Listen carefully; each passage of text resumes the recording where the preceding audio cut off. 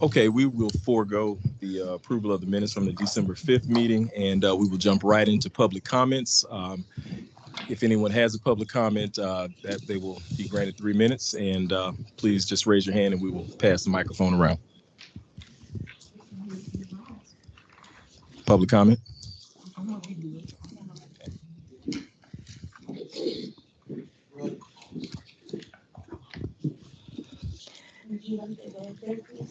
Sure, I will go wherever I'm supposed to stand.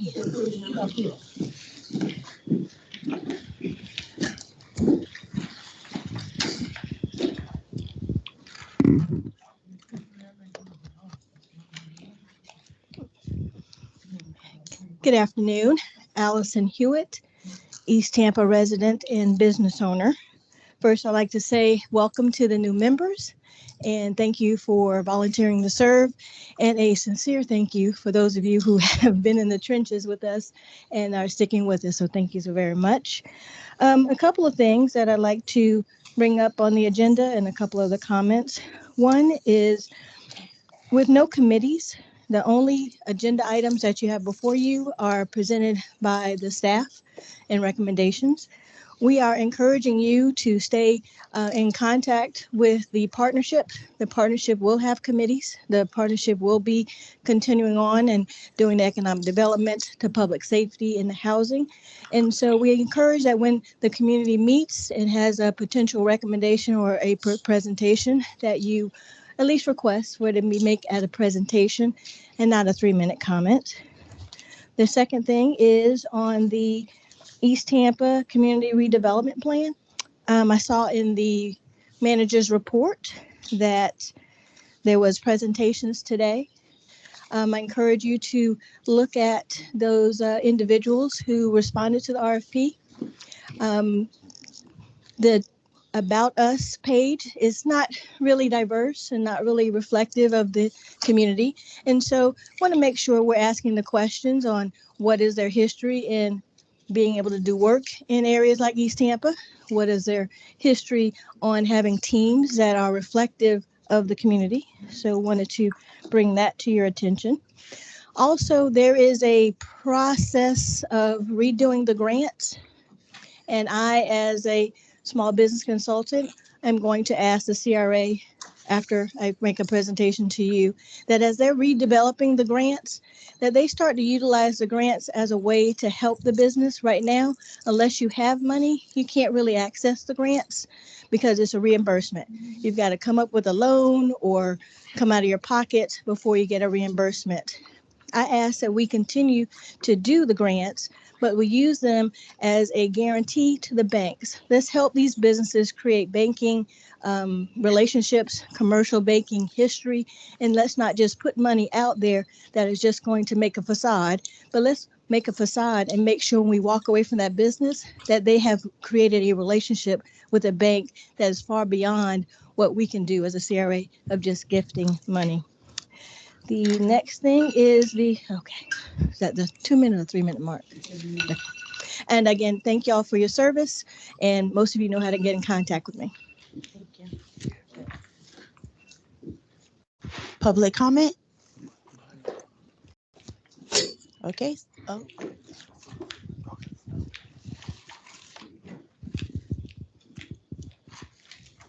Good evening.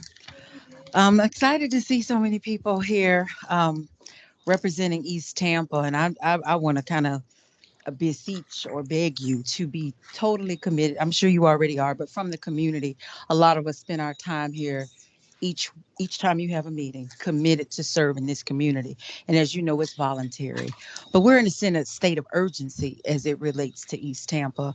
You know, housing is one of the biggest needs. And I know this is not a housing agency, but it's a part of it. And so we're in the middle of a crisis as it relates to affordable housing. And something has to be done. We're in a state of urgency.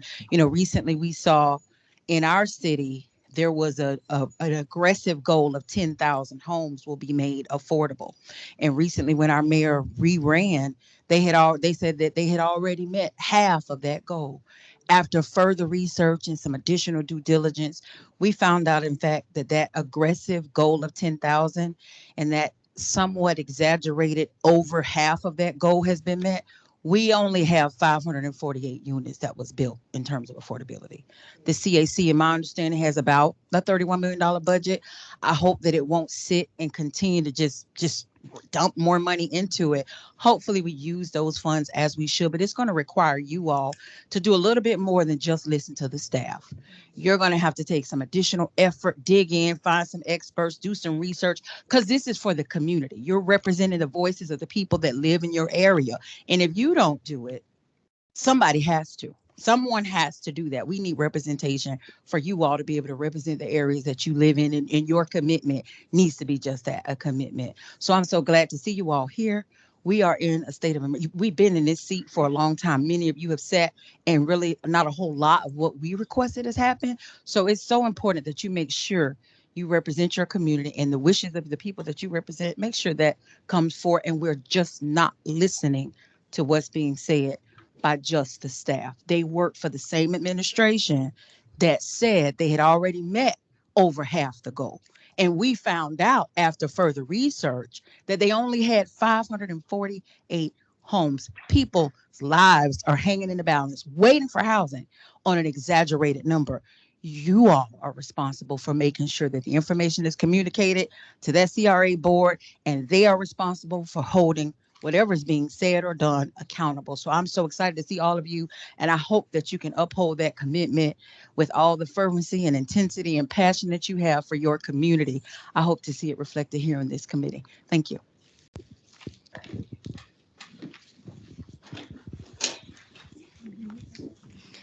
Good evening, everyone.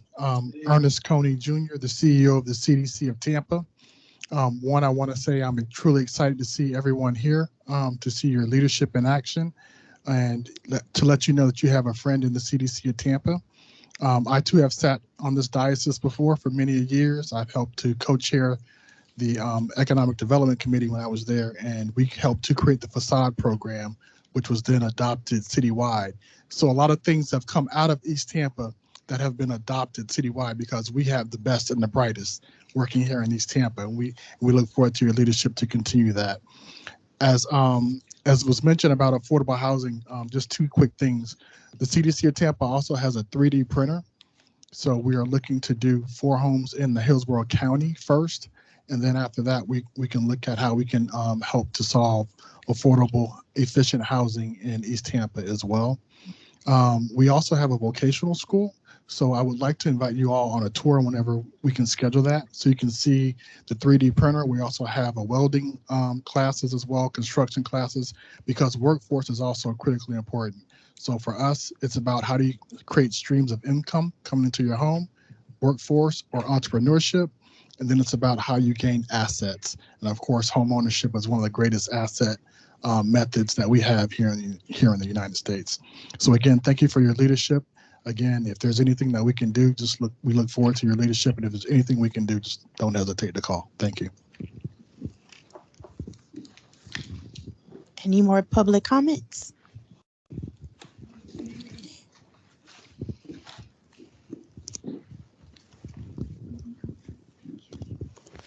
Good evening. I'm Mimi. I am the current president of Ybor Heights Neighborhood Association and Watch Group. Many of you know me already. At one point, I did sit on this board as well. And I just wanted to introduce myself to those who don't know me yet. I am very, very grateful for the representation we have of all of East Tampa this evening. And I'm very much looking forward to Ybor Heights partnering with each and every one of you to make East Tampa better. And also very excited to see Ebony be a representative of our Neighborhood Association and Watch Group. Thank you. Any more public comments? Okay. Thank you, Ms. Parks. Okay, at this point, we're going to circle back to our roll call now that we had everyone here. And just raise your hand or say here. Yes. Do we have any comments online? Public comment from any? Yes, we cannot see the meeting room. We can only hear. Yes, ma'am. We'll rectify that shortly, Ms. White. Thank you.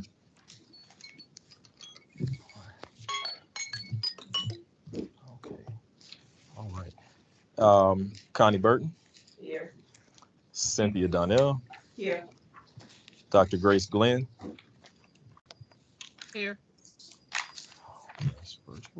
Okay, Ms. Doreen Copeland Miller. Here. Reverend Dr. Jeffrey Johnson. Here. Attorney Clinton Pears. Present. Ms. Fran Tate. Present. Ms. Frankie Jones. Here. Mr. Carlos De Leosa. Present. Ms. Kim Hedlund. Here. Ms. Tonette Gaines. Here. Ms. Ebony DeCosta. Present. Mr. Craig Fox. Here. Ms. Aileen Henderson. Eileen Yes. Henderson, Here. yes. And Ms. Diane Ziegler. Here. All right, welcome. Let me just say, and I said this at the CRA board meeting last month, but I'm looking very forward to working with you all here in East Tampa. And we're going through quite a few changes, but we remain resilient and looking forward to working with each and every one of you as we move East Tampa forward. There's a reason why there's a specific emphasis on the neighborhoods. And at this point in time, I'm just going to take a few moments for you all, and I believe that all the microphones are live. If you could just go around and introduce yourself for the record, for the folks in the room and the individuals that are on virtually. Clint Paris. This is year four, year two of my second term. My term limit out in the fall. Property owner and just here serving. Ebony DaCosta. I am excited to join this team and put forth the efforts of our community. And I'm a newbie, so I'm here to learn and grow with the community. Good evening, Dr. Jeffrey Johnson. Been in East Tampa since 2004. I moved to Tampa to pastor at 34th Street Church of God, as well as became an instructor at Hillsborough Community College. Currently, I'm the Chief Strategy Officer for the CDC of Tampa and a Lieutenant Chaplain serving Orlando and Tampa NOS for the United States Navy.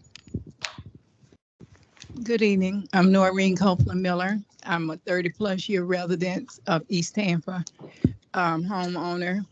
I am also the founder of the Friends of Belmont Heights Memorial Park Cemetery. I've been on this board for 4 years as a CAC member and also a member of the Community Action Board for Hillsborough County. Good evening, everyone. I am Fran Tate. I'm so pleased to be here among all of you once again. I am the founder, organizer of the Jackson Heights Neighborhood Association, and I sit on the board of the East Tampa Community Revitalization Partnership. Newly retired, 31 years at Moffitt Cancer Center. Not quite sure if I want to remain retired, but we shall see. Once again, I'm so happy to see everybody again. Good evening. I'm Frankie Jones. I'm from Rainbow Heights Community Association. I am the president there. I'm born and raised here in Tampa, and I retired from Hillsborough County School with 35 plus years, and I'm now the director of the community school over on 34th and Chelsea, and I am grateful to be here to represent my community. Hi, good evening. My name is Craig Fox. I've been a resident of Tampa for the last 10 years, and I've been a resident of East Tampa since 2018. Since 2018. My in-laws though have been in Tampa for 3 generations now, so definitely have roots here. I currently work for the Florida Department of Transportation. Been doing that for the last 10 years also, and property owner in East Tampa. And I'm really, really excited to be here. This is my first term serving on the board, so happy to see everybody and look forward to the work we're going to do. Hello. Hello, my name is Tonette Gaines, and I'm the president of the Legacy of Fair Oaks Community Association. I reside over in the East Tampa area for well over 40 plus years. And I'm just excited to be here and learn. Thank you.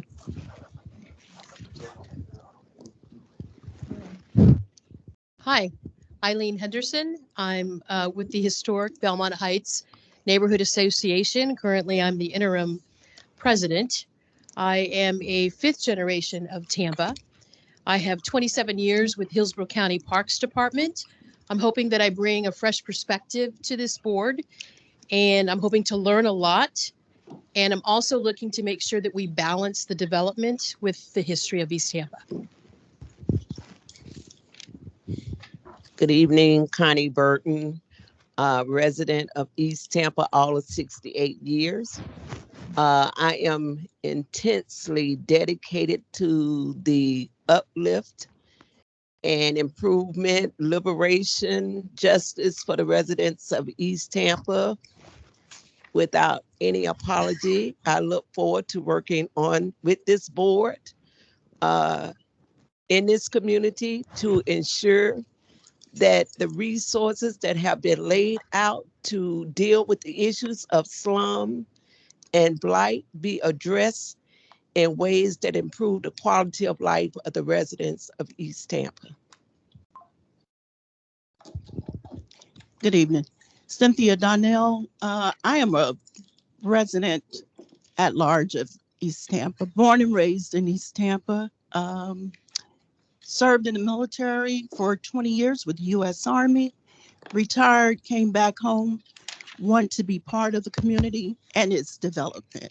So I'm excited to be here, looking forward to working with the team. Good evening, everyone. My name is Carlos de la Osa. Originally, I'm from Panama in Central America. My family and I moved to the States when I was 2. I've been a resident of Tampa for the past 8 years and a resident of East Tampa for the past 3 years. I am a member of the Southeast Civic Heights Association. Professionally, I've spent the last 15 years working in the real estate development, national home building industries. Hi, my name is Kim Headland. I am a 25-year resident of East Tampa, specifically in VM Ybor. I'm the current VM Ybor president, and I am an architect, and it's an honor to be here. Hi, I'm Diane Ziegler. I've been traveling to Florida for many years and purchased a home in East Tampa, and I really love the area, and I have a long history of working in manufacturing, healthcare, finance, manufacturing again. And I lived mobile. I lived in a van for a couple years. And so I have a lot of experiences traveling, hiking and bicycling, and I'm happy to serve. Thank you. Thank you and welcome. Next, we're going to have Miss Melissa Martinez. She presented to you all, or the older folks that have been around for a little while. She the last presentation was in November about our special projects and things that she's working on. So Miss Martinez, are you there? Yes, I'm here. Give me Okay. one moment. Did you need to share your screen? And I'll stop sharing. Sure, I could do that. I mean, you guys have copies. Let's see here. Yes. Let me go ahead and share. I don't know if you gave copies of, let me try to put this. Apologize. 50. Is it visible on the screen for Yes. the staff? Okay. So good evening. My name is Melissa Martinez. I am the Senior Project Manager for the CRA. This evening, I'm going to give you a couple updates on projects and a couple projects that we're doing here in East Tampa. So the first one will be the one located at 1102 East Curtis, currently named Destination Church. The CRA staff, planning, our city planning department, and also staff from natural resources, we walked the site this past week and to obtain some preliminary inventory of the surrounding trees to be able to determine which ones we'll be able to save and which ones may need to be demo, if did I use the word? And then to kind of have for our planning staff is trying to get a better idea, a better sense of also the surrounded community, what's already built there, and maybe come up with some concepts to start engaging the community and also to present the CACs for proposed development in that parcel. We also have currently there's a bid out for asbestos abatement, lead paint that was found on the environmental report, and also for demolition services of the current buildings. That bid will be open February 12th. We're going to go through the selection process of selecting a company that will do those services. They will have to go through approval through CRA board and city council due to the amount of the budget, the cost of this type of service. And so we don't anticipate anything starting on that property until like maybe late April, the beginning of May. Another thing that the CRA staff and is working is with the legal department. There's certain furnitures that are inside the church that could be salvageable. It could be donated. So we're trying to figure out, since there's asbestos, trying to figure out what's the best way to remove those before we do any demo of on the buildings. I'm going to pause for any questions before I go to the next one. That's some questions. If you could just state your name first. Good morning, Melissa. Can everybody hear me? Yes, I can hear you. I can't see you, but I can hear you. There's a lot of people on the screen. Good evening, Melissa. My name is Carlos de la Osa. Hi, Carlos.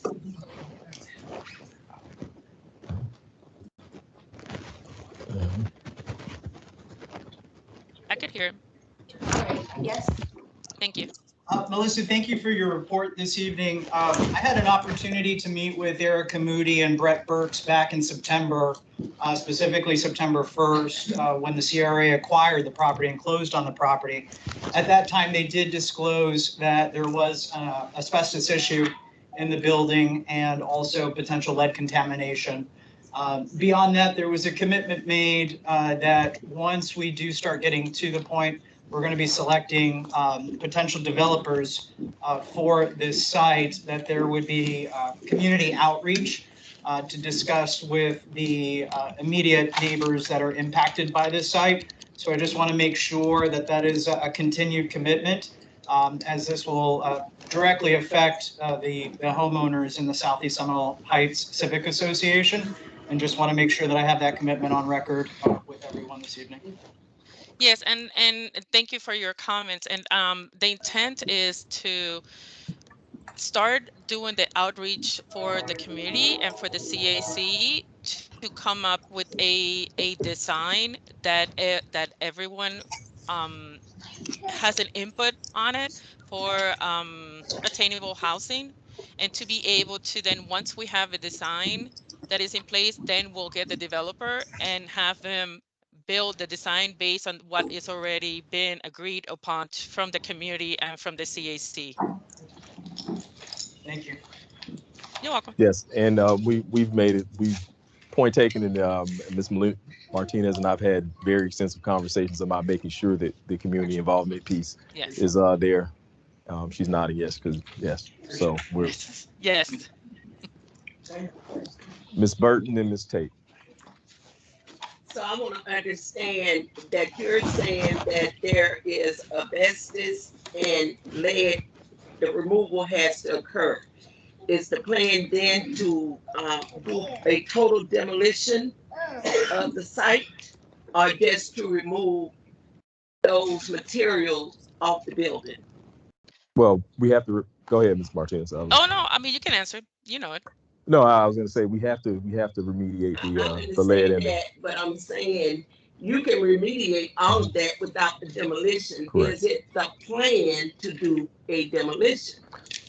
Yes, at this point in time, yes, we're looking to do a demolition. Mm-hmm. Okay, so nothing can be salvaged out of that building, even after you take off the lead, because I'm thinking in public housing, lead was the rule of the game, and there are professionals that can take out those, those products without the demolition. I mean, how did you all come to the determination that demolition as opposed to rehabbing the site? So we're ultimately looking at the highest and best use of the site.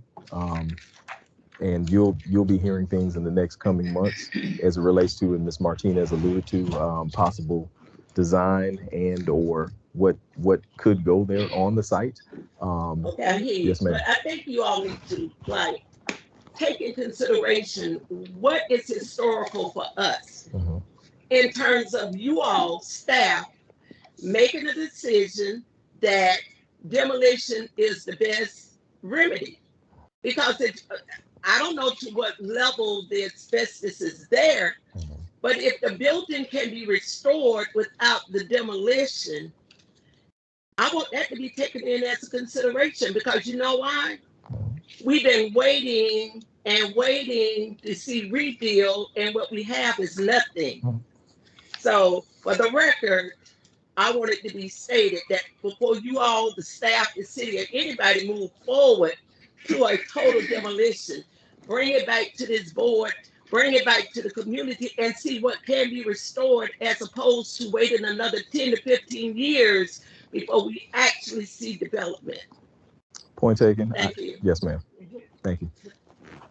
Ms. Tate, and then Ms. Henderson. Yes, and good evening, Ms. Martinez. Thank you for your presentation. I just had a quick question because I'm just getting back on the board and I'm trying to get caught up to speed. Is this this site going to be a site for attainable housing for the community? Correct. Okay, do we have any idea, maybe I'm prematurely asking this question, do we have any idea how many units or what's actually going to be at this point, or we're just Not at this point, not at this moment. We're still on the planning phases of figuring out the best use of the land, and also the use of trying to make sure that we have enough housing as well. It's kind of, we try to balance both. We don't want it to have too dense of having too many units in one place. At the same time, we want to make sure to be respectful of the community that surrounds it. Thank you so much, because we definitely need attainable housing in this community.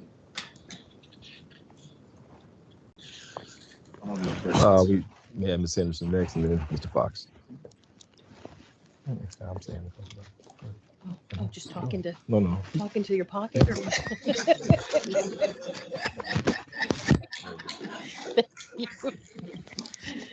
Or I just want to second what Connie, Ms. Burton said in terms of the history of the building. Do we have an age of the building? How old is it? Do we know? I don't have that information in front of me. I'm sorry. What? Okay, yeah, I definitely want to support what she's saying in terms of the history. It's one of the reasons that I'm here on this board, is to make sure that we do take care of the history of East Tampa. And if was there any consideration given to alternatives as opposed to demolition? I understand with that demolition, you're going to do some trees. Not real happy about that either. I happen to be a tree hugger, so there's that. But definitely, I'd like to see whatever information you have that you can provide us, how that decision was made to demo, and if there is any chance whatsoever for any type of restoration to maintain that history.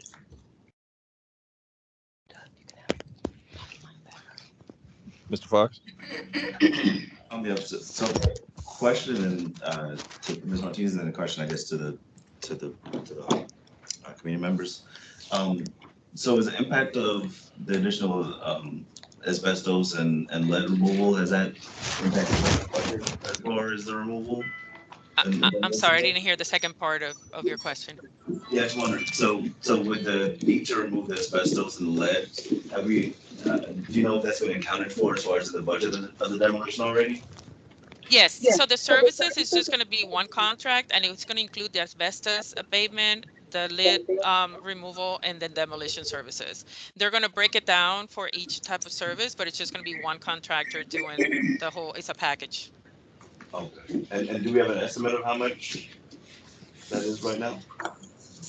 Cedric, do you happen to have the estimate? No, but I'm going to take a roundabout guess. It was somewhere in the neighborhood of, I believe we said 150, maybe 180,000, if I'm not mistaken. But we can make sure that we provide that to you next month. And then I was wondering if it might be beneficial because I feel like this is some of the last things I've been through, this topic has come up a couple of times. So would it be helpful if now that we have like new board members, if we like schedule like a field visit that we can check out the place and see what's actually there? Absolutely. Currently, well, don't Well, say well, absolutely because yes. currently Well, you're not able I to would enter the love to, but building we can't because of the enter because of the asbestos. asbestos. Yes, and we've had that conversation. But prior leave them to. outside, Right. It's just Yeah, and there's a huge I don't know if you're familiar with the pipes program. Oh, yeah, They it's have the whole the Osborne is all torn up at this point in time, so it makes it a little bit difficult to get into. Yeah, the city is using the portion of the parking lot that is not gated, that is using it also for staging of the materials while they're doing the work on the road. And as far as like choosing what's actually done with it, that as far as we go, like what's next steps on our end? Are we gonna have in future meetings? Can we have like more in-depth discussion about what? Yes, as we move forward along, and it's our goal to bring you something every month, and you all will have the opportunity to opine and share your opinions, hear from the folks, and it won't just be Ms. Martinez and I. We'll have folks from planning, and then once a design and concept is in place, then we'll have those conversations ongoing with the members of the CAC. Okay. Yes. Yes. Dr. Johnson. I was going to say, to forego the time in which we're about to spend on this topic, and she hasn't finished her presentation, that we will perhaps schedule a workshop or an additional time to talk about this. There are concerns on the floor about how the property will be used. That is not a determinant. If the funds came from this board, then the board will also determine the use of that property as well to be a part of that decision. So I'm asking that we allow her to finish her conversation and we schedule time in the future, because there's nothing we can do about it tonight to come to a place about what's going to be the next remedy for this particular property. Yes, sir. Thank you. Mr. Perry. Just real quickly, if I recall correctly, we were put in a very short leash as it pertains to securing this property. It kind of popped up, suddenly. I don't know what the dollar amount was to get it. And I want to be real careful that ideas and plans don't suddenly pop up as well. And now we're pressed to just kind of go along, so to speak. So I will welcome the opportunity as early as possible to get input from the CAC on what we would like to see this property be developed into before other suggestions start to take root, and now we've got to kind of battle against that. So I just want to get that on the table. Yes, sir. Thank you. Yes, ma'am. And I don't know how this property jumps before the 23 vacant lots that we have had dormant for over 5 years. You haven't touched those. When I say you, it's not person, you know what I'm saying? Yes, ma'am. The 23 lots that we could have built some type of housing on those properties have been dormant for over 6 years or not more. You have that property also on Plymouth and 19th. Plymouth and 19th, right? That the CRA purchased. Palafox. It's Palafox. Palafox, Okay, yes. Palafox. Palafox. And 19. I would like to see that also included in some type of workable plan. Right. And then recently you went and bought property on Nebraska. I think you paid what, $500,000 for that. So all of these little pieces of property that you have out there, I'm kind of like, I believe this property here costs about $3 million. Two? Okay, maybe one too many. But I don't want to just like, we're buying stuff and now we're tearing stuff down. There's never a finished product. There has not been a finished product way before you came along. Yes, ma'am. And so it is a hope that when I'm sitting out there, I can say, well done. But there has been nothing completed. So, you know, as she moved, I mean, you know, Miss Martinez moved, you know, giving her discussion. I don't want the flip flopping that we're jumping over here when we ain't even took care of this Right. shit. So part of the reorganization, we're strategically aligning folks and within our team and staff so that we can manage multiple projects, and that's going to continue to happen. The administration has heard you, and when I say that, our director, our deputy director, Ms. Travis, so they're familiar with what the concerns are, and part of the reorganization is to help address and alleviate that, so that you're not dependent on one or two staff doing a multitude of things, and so you have positive outcomes. So I hear you, Ms. Burton, and I hear some of the concerns, but I believe we're moving in the right direction. And let's see if we have the same conversation 6 months from now. I'll be gone, but 6 months, I'll be gone. No, you'll be here. You'll be here. Yes, ma'am. Thank you. Ms. Copeland Miller. Yes, and I did not realize that we had already invested $2 million into this property with not a whole lot of our input. So I really would like for her to come back and do a workshop. Okay. So we know exactly where we are in this process, because this additional stuff for that stuffs and all, that's going to be some additional, that's going to be some serious money. So we're investing in this property. Why? So I would like that for her to come back at least by next month, if not no later than April, to bring us up to date on the details of this exact project, so we can have some input in this. Yes. And certainly be responsible for our taxpayer dollars. Yes, ma'am.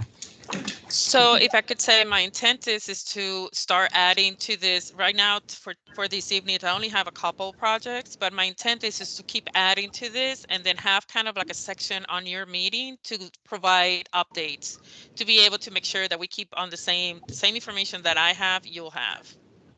Well, we want the information about this particular Yes. property Mm-hmm. as soon as possible. Thank you, Ms. Martinez. You can move on to 3623 Gator Building. So for this project, we purchased, there's a couple properties next door to it. One of them had a residence at 3615 North 22nd Street.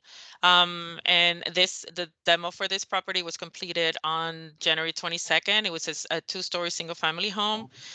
This will open up the space for the design that it was already it's shown program on your strategic plan.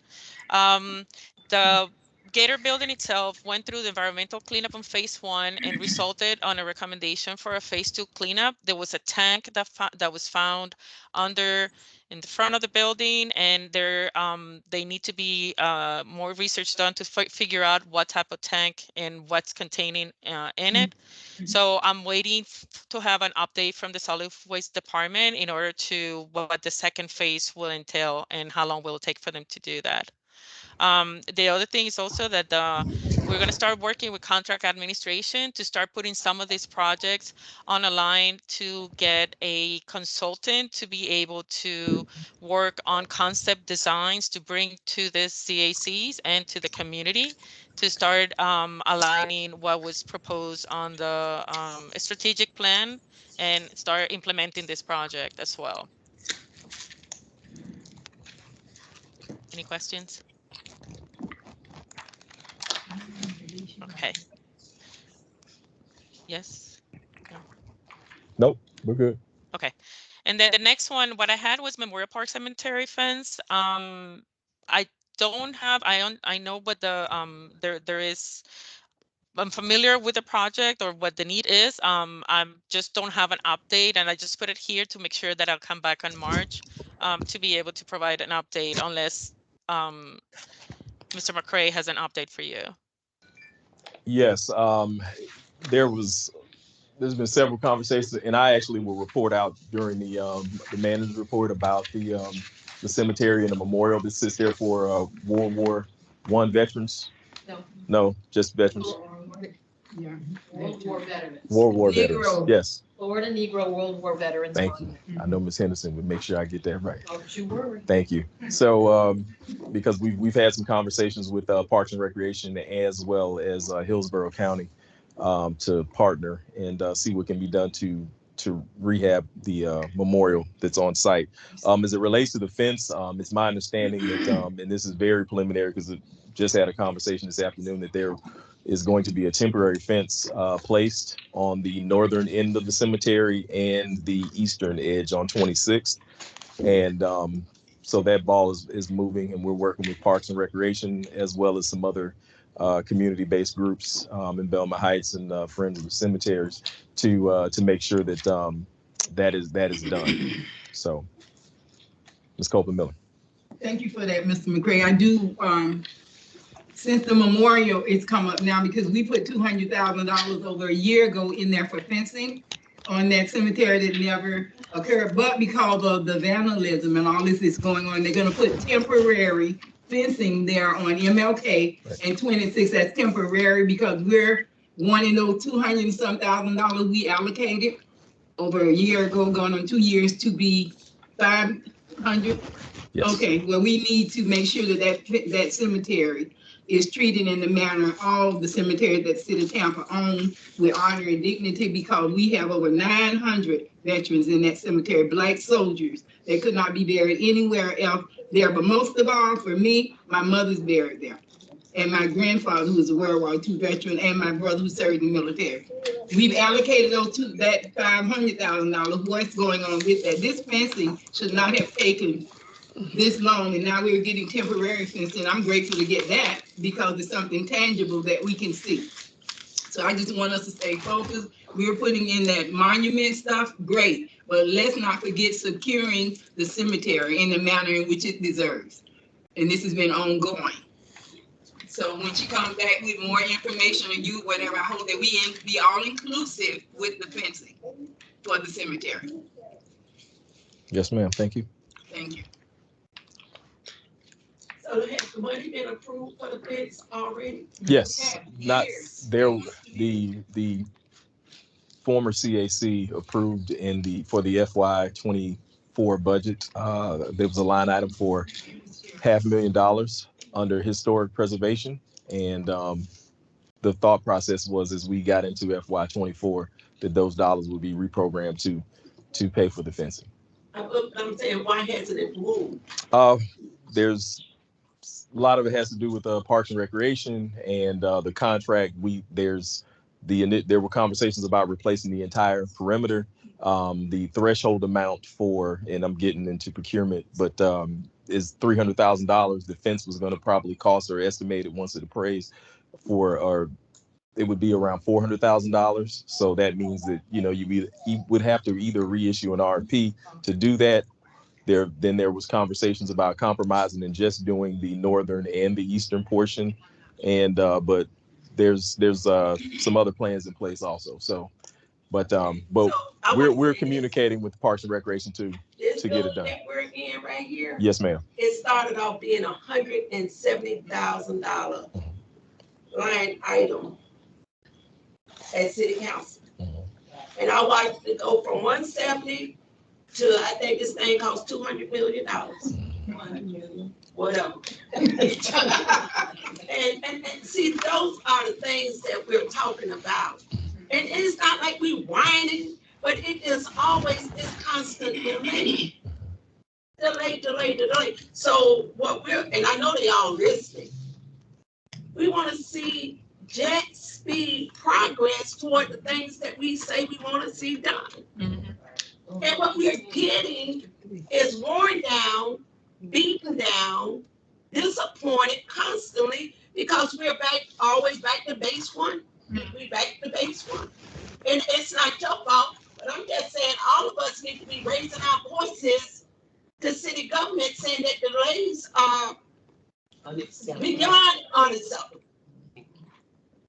Because we have to move with dignity in our community. And I'm saying, just according to the status, the CRA and 163, 168, the code for the CRA to eliminate slum, blight, poverty, menace, we still here. 20 years, we still here.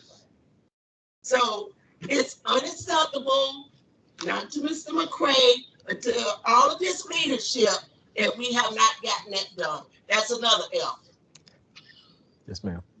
Senator, Thank you. Some comments. As a matter of process and procedure when it comes to the Memorial Cemetery, my grandfather also served in World War II, so I am very aware of the importance of protecting that. Obviously, the budget has already been established. There's been funds that have been allocated to that line item. What would be next steps outside of going through the RFP process, since it probably meets those requirements to go to public bid? What's next? How do we move that along? So a lot of those conversations, because Parks and Recreation is the department that's leading that effort. We are simply will be a funding source, and we'll cover some of this in the training. Our funds are to go above and beyond, on top of whatever the city's existing commitment to the cemetery is with the purchase and everything else.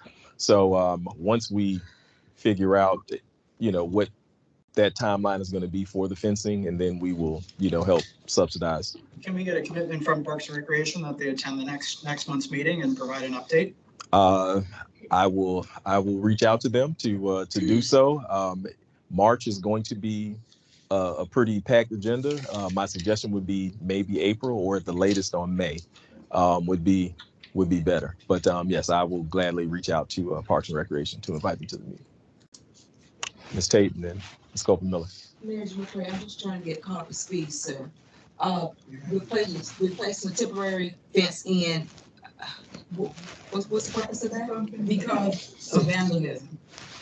And if you notice, we even have cars that break down on MLK and back into the cemetery and sit there on the cemetery, which was very disrespectful. We have people coming into the cemetery that do barbecues, doing political time, and put signs in the cemetery on these graves. We have people coming in doing things. So to secure, get a fencing for something, because you know what we done all these years? Nothing. So now we're getting a fence itself is my question. And that's why, Manager McCray, why are we doing temporary instead of the fence itself? I can't articulate right now because I just found that out via conversation that there was well, it's not my responsibility, Ms. Tate. I already said Parks and Recreation is the department that handles that. We are to subsidize and assist. We are not the primary on this. I want to make that clear. Parks and Recreation is the department that is handling it. We are simply assisting in the effort to complete the fence. Mr. McCray, may I help y'all? Yes. Because I was trying to answer that for Ms. Tate, because this is a process. We've been working on this since that cemetery was bought by a property flipper. And as they said, nobody in the community was concerned. Well, I'm very much concerned, and others. So what has happened is the money been sitting there. We have, at this group, and I tried to talk about it at many meetings last year, and nobody was on, but there have been people that have been meeting with Parks and Recs. They came to the Historic Belmont Heights Neighborhood Association meeting last month with information about the cemetery. There were some folks there, but none of you all were there, but you certainly were invited. And so it's not that they are running away. We're getting a temporary fence because that's what we have now, nothing. And the reason we're getting it, I met with the city officials today. And over the weekend, the Cemetery Society and I sent an email out because there was no movement going on over a year. And the man sent back a sarcastic email that was inappropriate. And I was very offended by it and sent it out to City Council. I didn't send it to you guys, but I sent it out because this is a temporary fence. Is the only thing that they could do to quiet us down. Now I'm going to City Council on Thursday, and I invite you guys to come. These questions you're asking Mr. McCray, ask that at City Council. But it starts at 9 o'clock. I'm going to be there on the agenda because I'm going to talk about it. I'm glad to get a temporary fence because we're getting nothing in East Tampa but dragging around the block for years. I'm tired of it. We get nothing. We get what they want us to have. But what the community said, we do not want the entire fence replaced. We wanted fencing to secure it. On MLK 26 and the gates and signage and all the things that other cemeteries have. But I can say that I'm getting real passionate about the whole process. This has been ongoing. This is not new. But you got to get engaged about your community on important historical things like that cemetery. And so Thursday, I invite all of you to come to city council and ask these hard questions you're asking Mr. McGray. Mr. Fox? They are doing it immediately because well, it was reported what occurred. It's a long story to that kind I can share with you after the meeting. For the permanent replacement, do we know what kind of material they're planning to use? Like they use vinyl or they use? They have a design, and once again, when we meet, and Mr. McCray will let you guys know, I encourage you to come to those meetings so that you can get first-hand information from Parks and Recs, and you'll know all of the questions that you are asking. So the meeting you're just talking about with Parks and Rec? We set aside $500,000. He said, I thought it was $200,000. That's been over a year, going on 2 years. No movement on that money. So now we're getting a temporary fence, praise God. Right. I'm glad to get that because what do we have there? Nothing. People are walking through the cemetery, parking, broke down car, all kinds of inappropriate behaviors going there. So to put a temporary stop on some of this stuff, they're putting up a temporary fence. To that I say thank you. And Mr. Fox, answer your question more specifically. What's there now on the western and the southern portion is aluminum. So that's what they're looking to do on the northern and the eastern portion. Okay. And you will definitely have Parks and Recs. I will request that they appear. Yes. Yes, Ms. Hadley.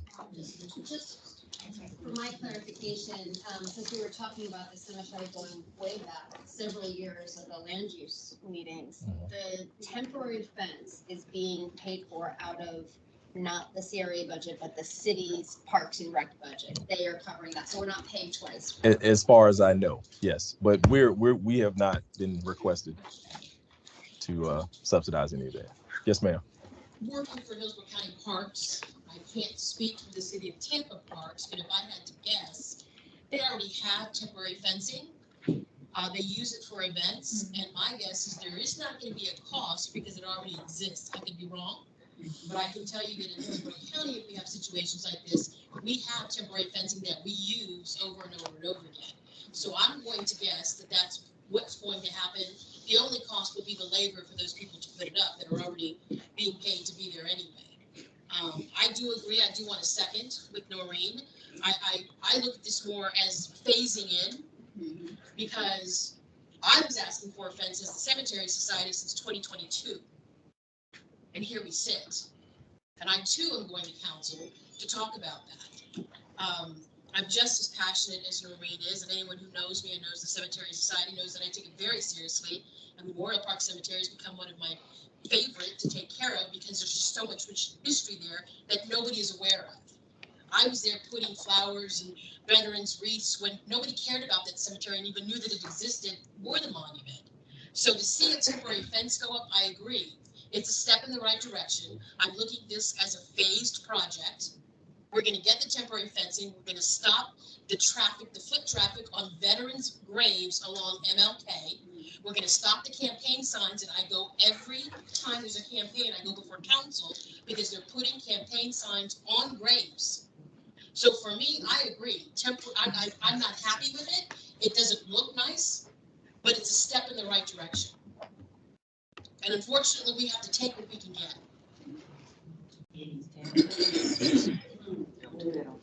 Thank you, Ms. Henderson. Ms. Martinez, did you have anything else? Sorry, I was muted. No, I don't. Okay. Thank you so much. Thank you. Okay. And next on the agenda, we have Ms. Alyssa Hogan, who is coordinating our East Tampa Youth Leadership and Entrepreneurship Academy. Ms. Hogan, I see you on. Would you like me to, are you going to share your screen or would you like me to pull your PowerPoint up, ma'am?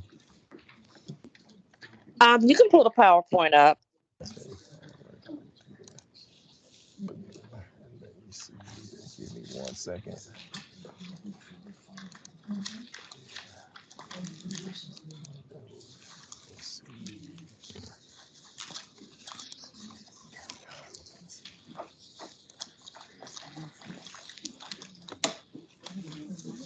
Okay, Ms. Hogan, the floor is yours.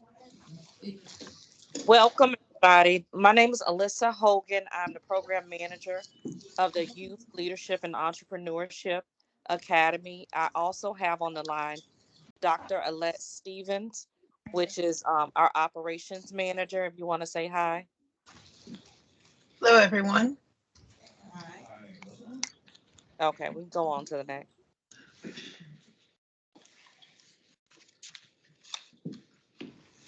Okay, today I'm gonna go based on my screen because that's really tiny.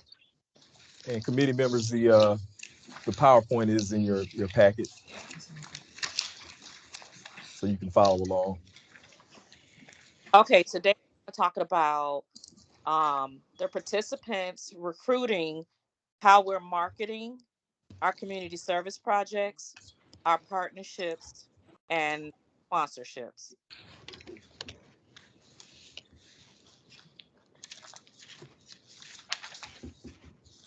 Go on to the next.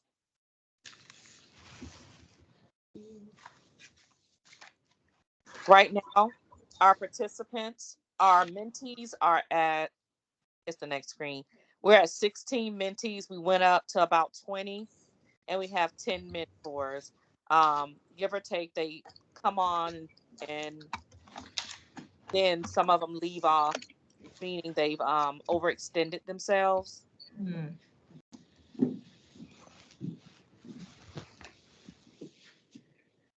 So the next one is just some ways we've been recruiting. We've recruited through the Avid program, which I'll be going out next week to the Avid classrooms in the area, probably Middleton High School. We've been doing events, Hillsborough County Public Schools. That is still up under the Avid program, but that's outside of the class that where the kids are actually signed up for leadership and entrepreneurship. We have access to the school, the entire student population. We are partnered with the Tampa Work Program and the Summer Youth Program. Mentors, we're getting this from a warm list businesses in the community. We've went to some during the summer. We went out some back to school fairs. We also recruited students there, and we recruited some mentors as well.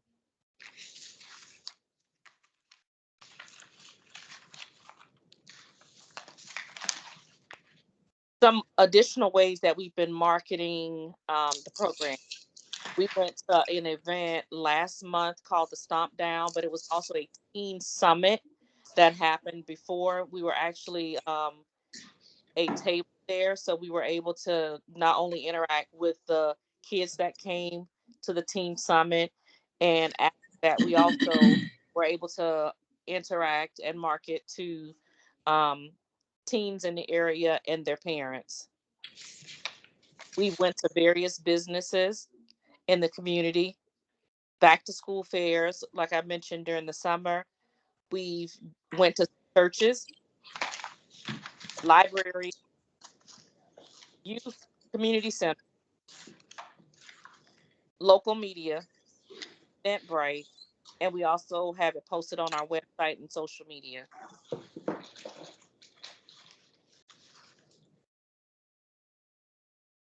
These are just some partnerships that we've developed to continue growing the program. We partnered with the Advocate Program, the Champions Board, CAC, Hillsborough County Public Schools, and always open and looking for additional partnerships.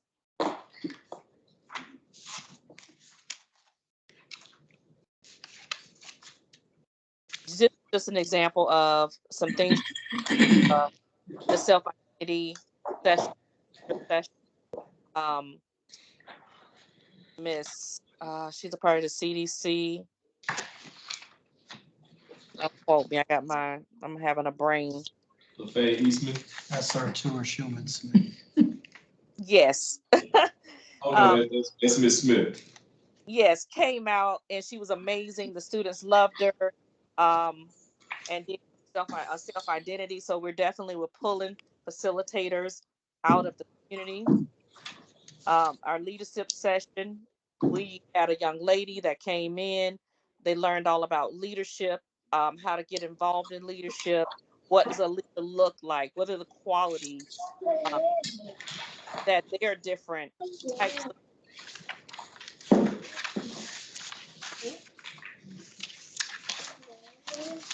our career expo. We thanked the, they set it up with no problem. They had vendors that came out that were willing to give the children, if they were at least 16, jobs on the spot. It was an amazing opportunity, and hope to be doing it again. So they learned about the different jobs, what were the requirements, and then they were able to bring out their resumes and go speak to each vendor, employer at the same time.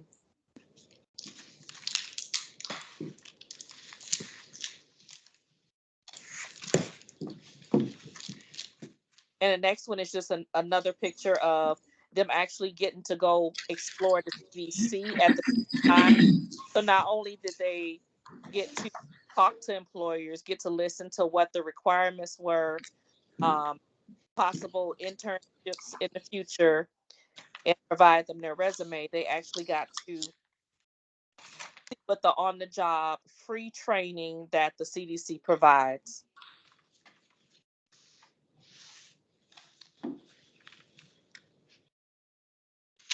That's the picture.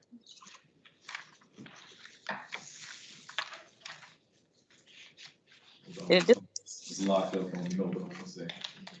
You can keep going.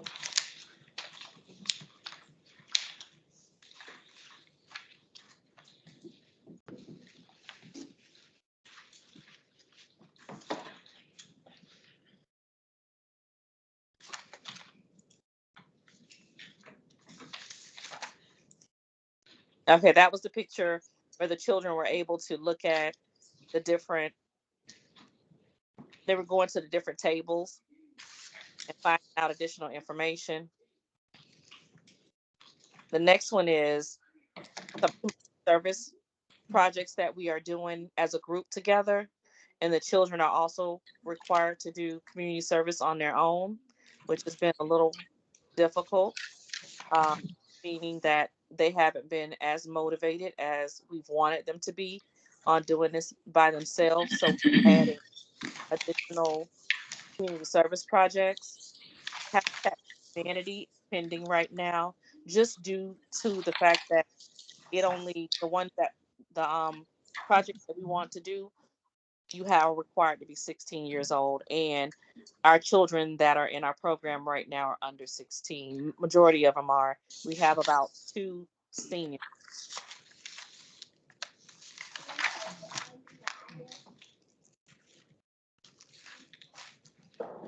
This was one of our community service projects that the kids definitely enjoyed. Speaking of Tampa Bay. The next one is us at the team summit.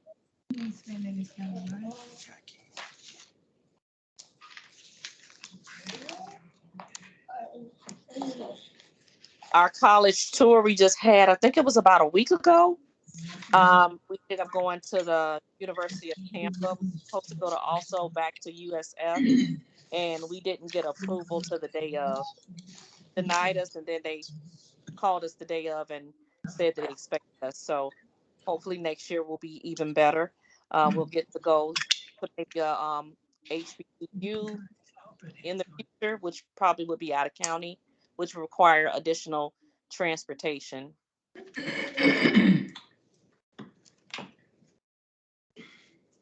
And then some different sponsorships is that we're asking for. Graduation food, if some companies in the community are willing to donate graduation food. Some incentives for the children, because a lot of different programs that are going on right now, they have some type of monetary or gift cards at the end of their program, which we are not able to provide them. So that's something that anybody in the community could donate. Professionals, entrepreneurs to facilitate these classes. The more, the merrier. we're always open. We will open our doors to anyone who wants to come speak at our sessions so that the kids can learn the faces of the professionals and entrepreneurs that are currently in their community. And also, we need your teens. If you have teens that you stay around, your grandchildren, your children, invite them to our program. We don't even want to be the only one recruiting, because if that is also word of mouth, and as the program continues, I know we'll get more teens involved. Volunteer project. Any questions? Ms. Tate? Ms. Eddy? Mrs. Hogan, can you hear me? Yes. Thank you for your presentation. Myself and Manager McCray attended the graduation ceremony that was held last summer, and I want to I want to compliment you and your assistant on that program. It was wonderfully carried out. We were amazed. At that time, Manager McCray and I did present the graduates with gift bags. Can you give an update on their status, or do you provide updates on the graduating? And it was so wonderful to hear of that. Some were accepted to HCC, some had one had a basketball scholarship. I forgot what the other one was going forth with, but those kids, your program was really beneficial to them, and it was really magnificent to see the outcome, where they were headed. So do you at any time provide updates on the graduating seniors and their status going forward? You know what? I thought about putting that in there, but I had already sent it out to Cedric. Just a verbal update. Our senior is one of our kids that went on a basketball scholarship to Chicago. Yes. He is still there. He's currently playing basketball and he's doing well. Hallelujah. So next time I come out, I'll definitely bring pictures. And one of our kids just came back. He is a Marine. He's officially a Marine. Oh, wow. It was a proud moment to see this young man that really wasn't quite sure of what he wanted to do and commit to come with uniform on. And I got pictures of that as well. And our HCC student, she is still there, and I believe she is on a football scholarship. And you had two that are accepted to HCC, 2 or 3 that were going to HCC. Yes, the one that is on a football scholarship, and then the fourth one, she works at the community center while she's attending school. She actually works at the NFL. Thank you so much. Welcome. Yeah, I had a question too. Thank you again, Ms. Hogan, for your presentation. Just coincidentally, like last week, I worked for the Florida DOT, and they actually had a career day where they brought in some high school students. So I'm not sure if you were aware that I wasn't aware that they were putting it on. I just walked in and people said it was going on. So if that's something that could be, that you all could use, I could certainly look to see who the content is and see, when they're gonna have that next. Because what I heard is that they had high school students. I talked to some DOT staff about the different careers that you could get into with the state. So. Of course.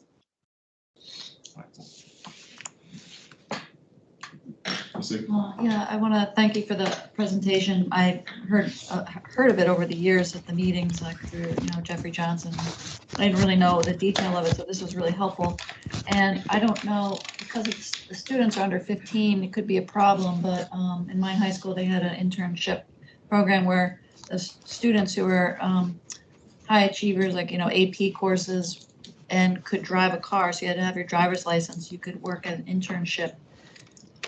And I actually did that. I worked in my local bank as a bank teller, and I did that every summer.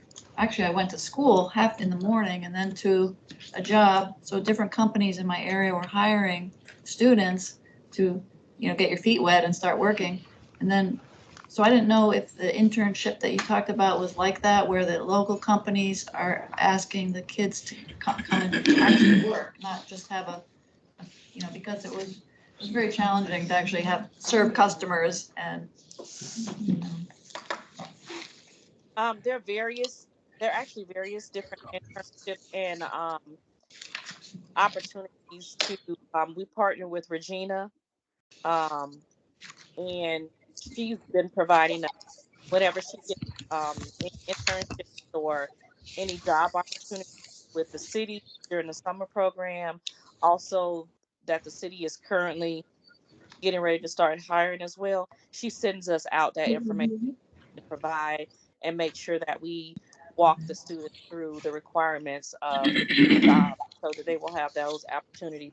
We're welcoming any other opportunities for internships, any scholarships that you guys know about in the area so that we can present them to the group. Ms. Hogan, one more question. Can you please provide your program flyer to Mr. McCray so that he can send it out to all 15 of us and we can upload it to our individual websites and just get the word out in that manner as well? Thank you. I will provide them. Thank you. Ms. Copeland Miller, then Dr. Johnson.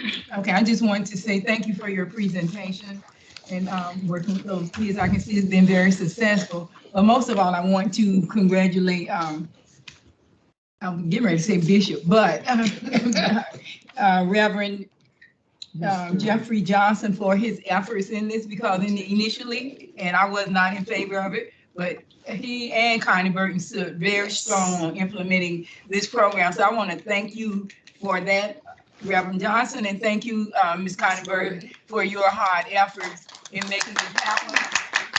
This is the impact. This is some work. This is something tangible we can see happening. So I want to make sure that we have more of that. So thank you for your presentation and what you're doing. Welcome. Oh, go ahead. I'm sorry. Ladies first. I know that you're going to send the program information out, but how do we get more detailed information as far as like a calendar and all that jazz and that information so that we can participate or, solicit additional assistance or whatever the case might be? I can send a calendar out as well. And I can provide it to you all. Yes, you can provide it. It's also on my site, so I'll give you. I believe the site is on the flyer as well. It has a information posted how to up on our social media. I believe it's our Instagram. One of our highlights, we have the newest calendar. And please go follow us so we can have more views and exposed to more people on our it's under East Tampa Youth Academy on Facebook and Instagram. I was going to, Alyssa, thank you for your presentation.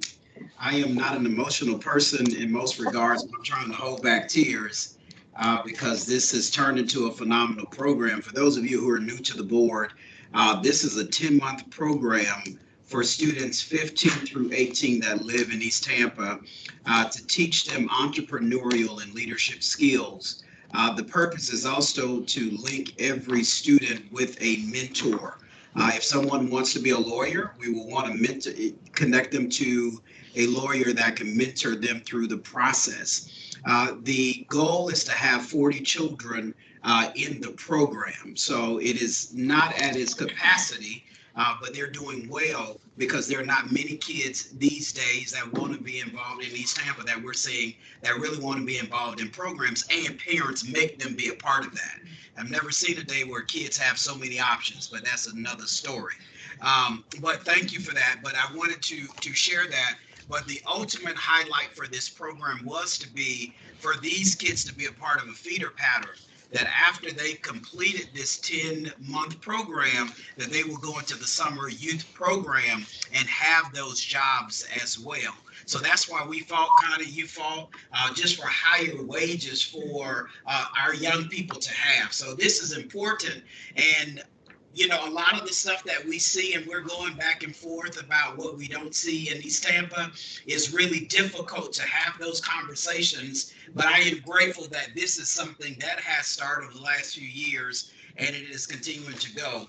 And just ask that as it goes on, that the board continues to fund it. Our children need this. Our young people need this. And one of the things that we wanted to do that is not allowed by charter was for the children that wanted to be entrepreneurs to have an LLC gifted to them at the conclusion of the program. That's an opportunity for those of you who are small business owners and who may have the financial acumen to help and support by finding out those young people who are entrepreneurs that may not have the money to purchase an LLC, that you will do that out of the gift of your own heart to help them purchase and obtain an LLC for their businesses. This money is going back into East Tampa as well. These children live here, so their dollars come back into the community. They start paying taxes here, so we want to support them as much as possible. Thank you, Ms. Hogan. Oh, Mr. Fox. So for the sponsorship need for graduation food, I mean, what would be the best format? Is it gift cards or is it like actual donations of food or cooked food or what? Donations. You asked about incentives, is that what you're saying? Yeah, okay. Yeah. Was that what you were asking about incentives? Oh, sorry. Yeah. That's just for the graduation food. Like, what was the format that that would be best to donate? Is it gift cards or is it like donated canned goods or like what? Well, we have All right, man. Did we lose you? Donation towards. Ms. Hogan, did we lose you? I'm still Cater for the kids. Gotta be best. Ms. Hogan? I'm still here. I'm sorry. Okay. She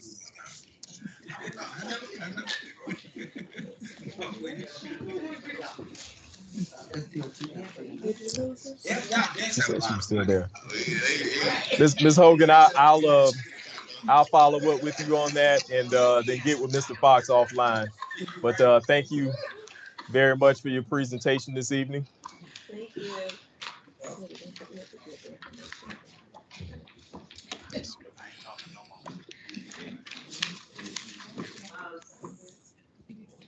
Yes, ma'am.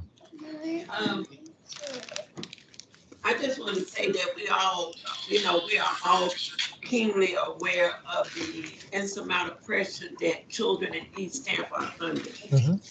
And with that, hopefully, this program will continue.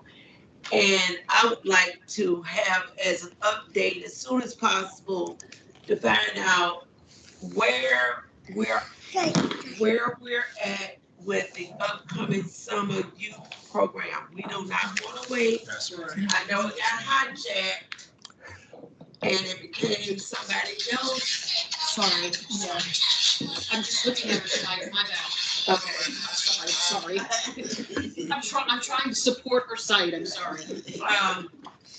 The summer youth program we asked and we allocated for 72 students, young people to be put in for, that 8 week of summer training. And if you all need us, when I say you all need the city staff, whomever, to start moving those applications forward, we want to make sure that it reach beyond capacity. We don't want to see a situation occur like, and against a reactionary response like a 7th Avenue situation that occurs too often in East Tampa. So before the summer get here, I would like to know that we met all 72 of those children, plus assistant sister in helping her reach her capacity as well. Yes, ma'am. Mr. McCray, when will Sir. the hiring process take place for that director for the summer program for the youth? Because last year it was right at the start and they didn't have a lot of time to get things going. Right. This is, like she said, this is. Now, are you referring to the coordinator, Yes, Mr. Huntley? Coordinator. That we're actually working on that job scope and currently. So yes, hopefully we're looking at some time March. Yes. Any other questions? Okay. Roll into the manager's report. Okay. First thing I'd like to lift up and highlight, you all should have received an email maybe a couple weeks ago from me, especially to the new incoming committee members to the East Tampa CAC as it relates to the training that's going to be taking place. And Ms. Brenda Thrower and I are actually working and with Ms. Parks related to that. There are going to be 2 dates. You do not have to attend both of them. And there'll be some more information about RSVPing and confirming which date you're going to be in attendance. And but the dates are March 25th and April 1st. It will be at their Entrepreneur Collaborative Center, 2101 East Palm Avenue. It's right under I-4 in Ybor City, north of the Columbia restaurant. So northeast of the Columbia restaurant. Ample parking. You'll just have to walk across the street, and there's a space there available for everyone. And hopefully we'll be able to have some light food and refreshments for all attendees. But and it's you all are not going to get everything from that, hour and a half, 2-hour session, but we're going to try to just kind of update you on, some of the things that you've heard. You heard Chapter 163 mentioned here, the state statute, and other CAC practices as it relates to Tampa CRAs. So if you can, we can make it mandatory, but we definitely would like to make sure that everyone at least attends one of those trainings, and hopefully it will benefit you as you start seeing things come before you throughout this process in your term on the East Tampa Community Advisory Committee. We are 4:30, but we'll start at 5 and go to 7 p.m. Is that right, Ms. Thrower? Did I say that right? Yes. Yes, both days, same time.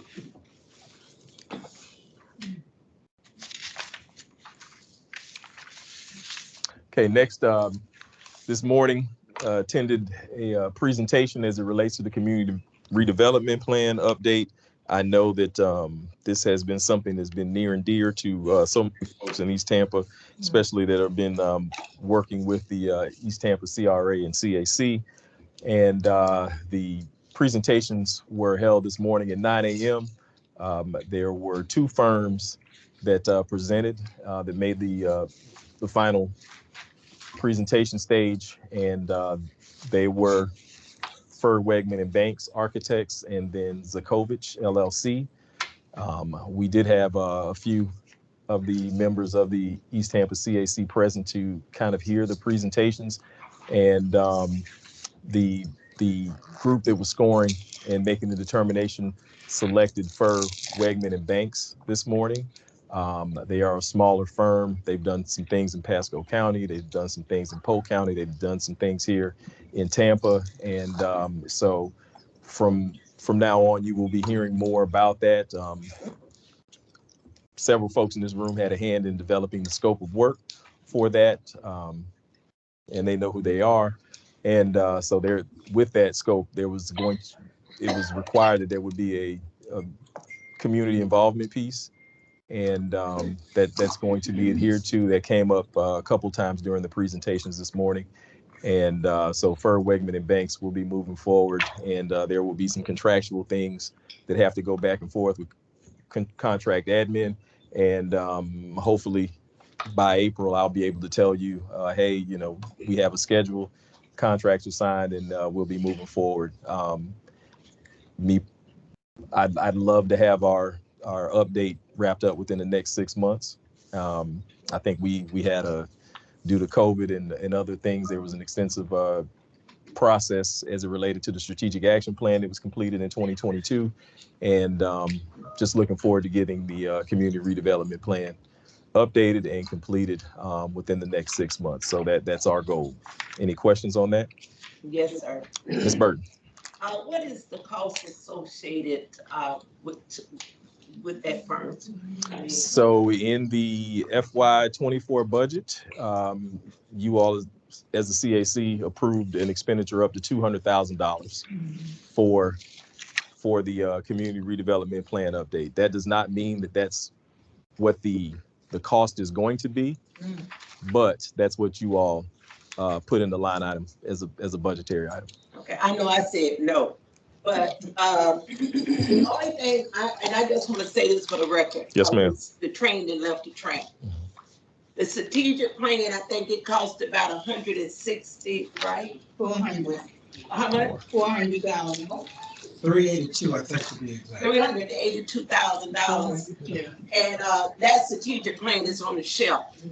So somebody got paid for all of our ideas, and what we got was a good coloring book. Right. And so I'm hoping that, and I'm serious, I'm hoping that with this plan, the city take on some responsibility as we're pushed to develop these plans, that the outcomes are met, because I'm feeling as if we're feeding providers and we get nothing. The strategic plan was all of outreach, door knocking, walking in little neighborhoods, soliciting the people's ideas. Somebody walked away with a big old check. Here we are now with the strategic, what's called, whatever that one is called now. Community redevelopment plan. Yes, ma'am.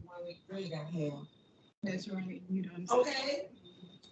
And so somebody gonna end up getting paid, but where is the commitment from the city staff and administration and the mayor that as we put all these ideas together, we're gonna see some implementation, or either they accept the cost.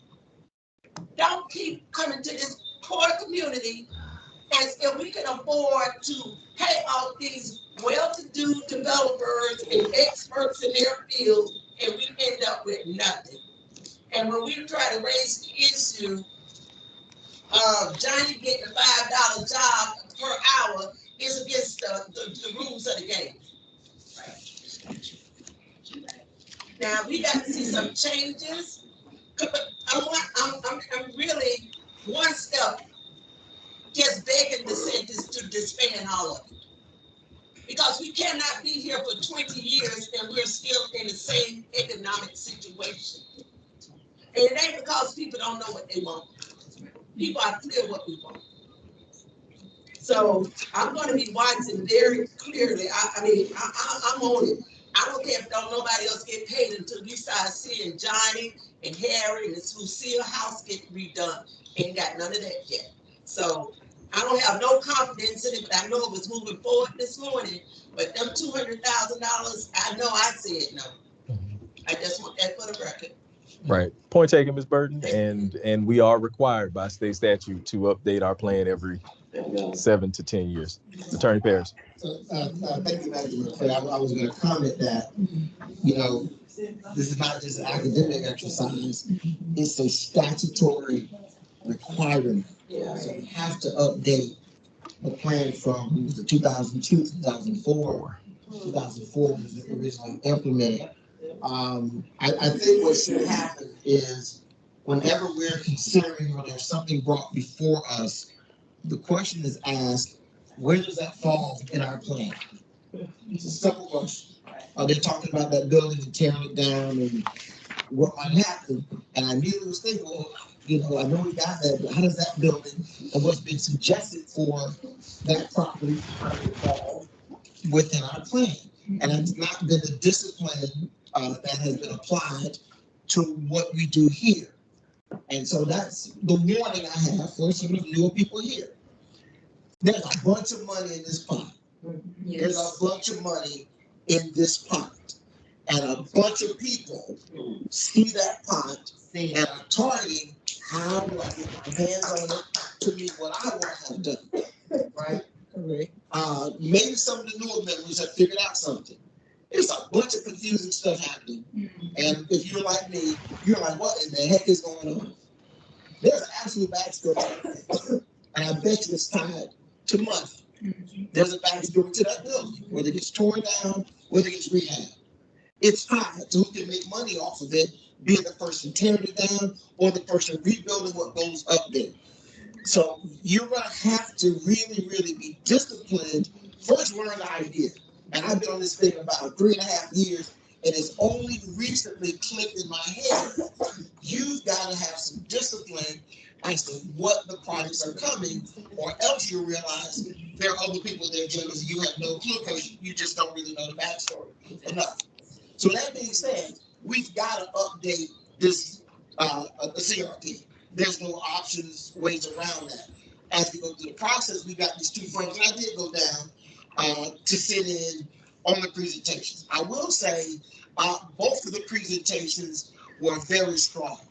Both of the firms, I thought, brought a lot of competent people and a lot of different perspectives of how to go about updating the plan for the CRP. And it really, was enlightening to me to see that. I didn't have a say in what got chosen. I'll get that on the record too. I was had no say in who gets chosen, who does not get chosen. But it was enlightening to me to start to lay a foundation of how I hold them accountable as whoever gets the final nod goes forward. And Mr. McCracken, I think they got ranked. Am I correct? Yes. They were ranked. So it could be either one of the two, even though that's, they got ranked and now it goes through a process that we don't control. But I think we'll be in good hands with either one of these firms doing the update if we do our part in holding them accountable. And some of you might remember, we kind of inherited the S&P halfway into it. It was kind of a hybrid it was the cart, the horse was halfway out the barn by the time we kind of catch a leg on its tail. And so it's hard to kind of maneuver what happened with that. I think this one, we're going into a little more clear, seeing what needs to be done. So the challenge for our newer folks is really getting up to speed as quick as you can so that you can appreciate what part of the horse you might be grabbing before it gets out of the barn.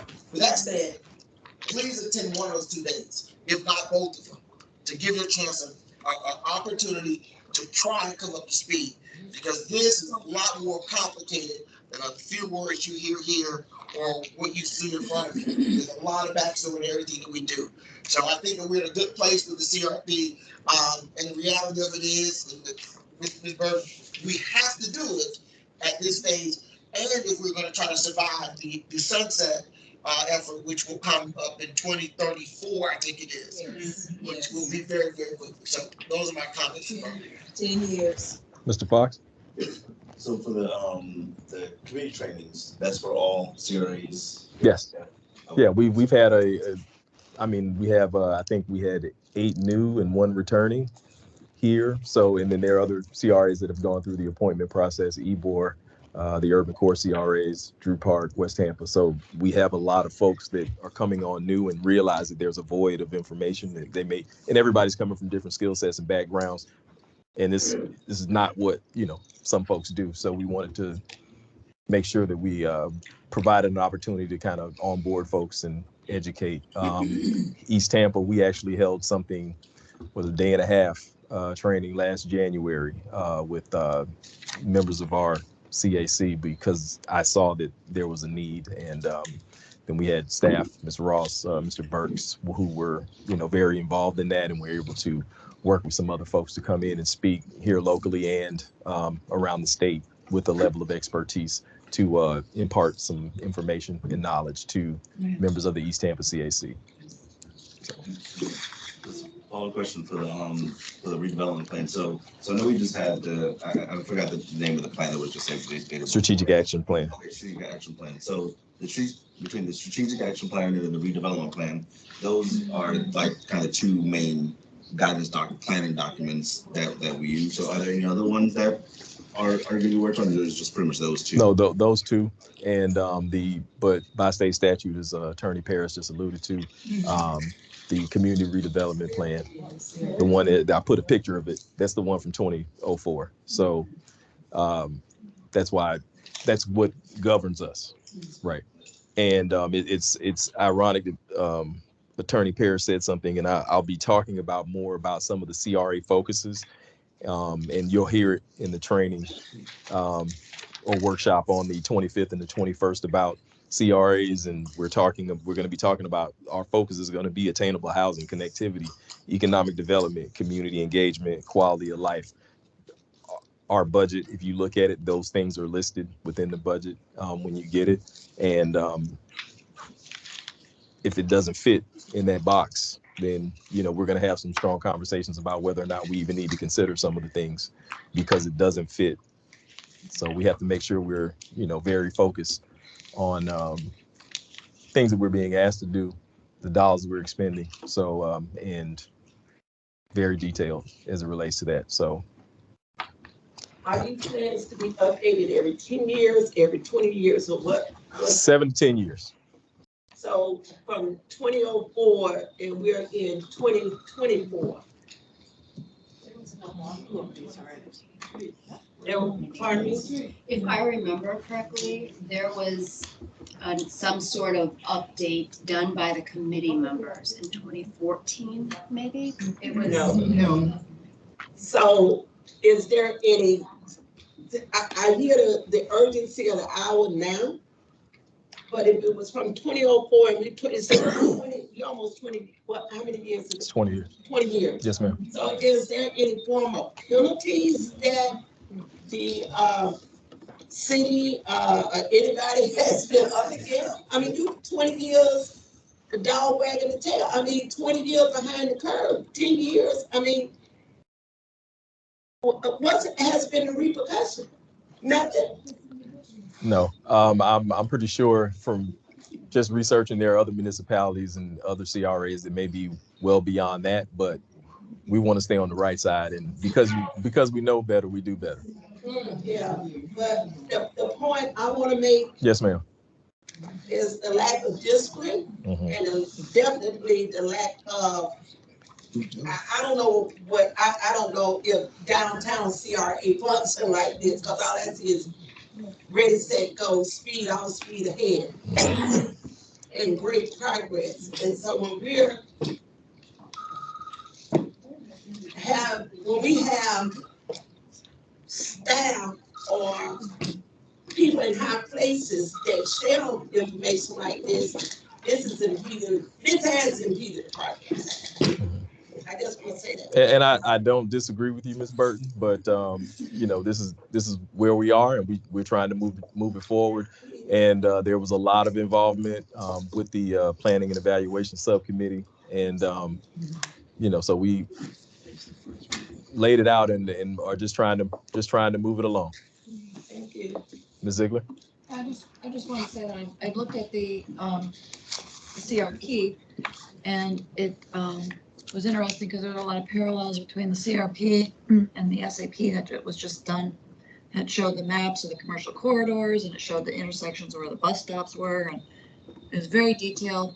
And there's information in the CRP that is outdated. I was kind of laughing at it because they were saying we should attract certain businesses into East Tampa.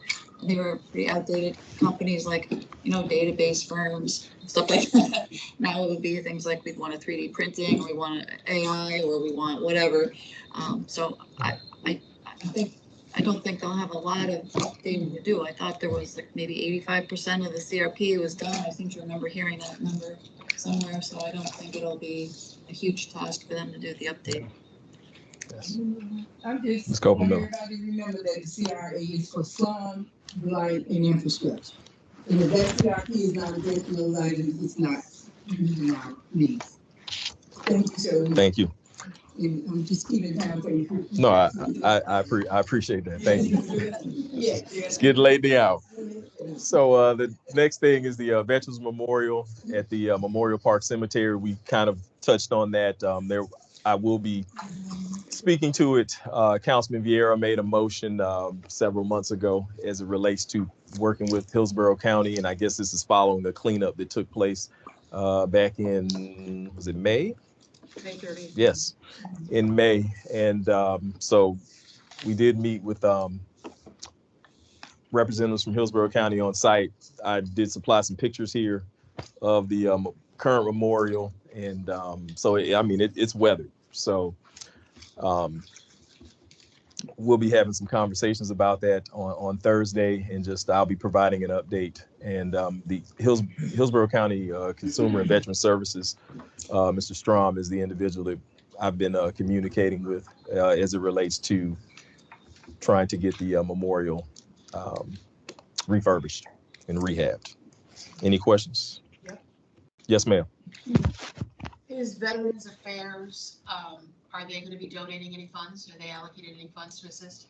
I'm hoping so. Yes, and then they also share that there's some other groups that actually assist with the restoration. So we're working with them.